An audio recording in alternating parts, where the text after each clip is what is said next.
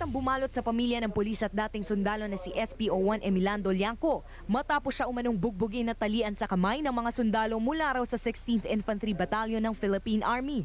Maging ang kasamahan niya habang pauwi ng bahay, hindi rin nakaligtas sa hampas ng rifle, sipa, suntok at pagtatali sa kamay. Para naman kaming kriminal nito, mga napatay na tao na talian niyo pa kami, nagpapakilala na nga kami. Ganun pa, binugbog pa kami. Kinuha pa daw ng mga sundalo ang cellphone, wallet, ID at service firearm ni Lianco na nasa loob ng kanyang kotse.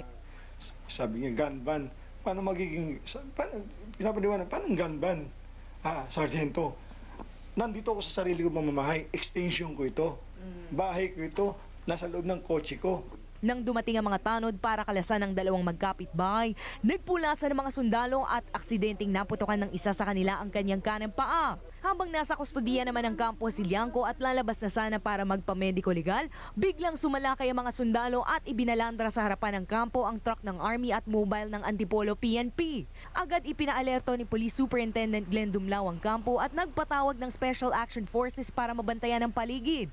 Sabi kong alert, alert. Nagtakbuhan kasi kung maganda yung hangarin nila dito, bakit sila nagtakbuhan?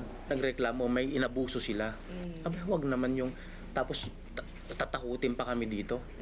Martial law mindset daw ng mga sundalo ang nagtulak para questionin ng nakasalubong na pulis. Pero ayon kay Colonel Dumlao, Mere suspicion, hindi pwedeng will warrant yun na pwede ko nang lapastangin ng isang tao.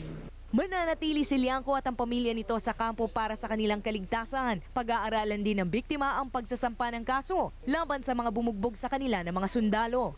Lynn Olavaria, News 5.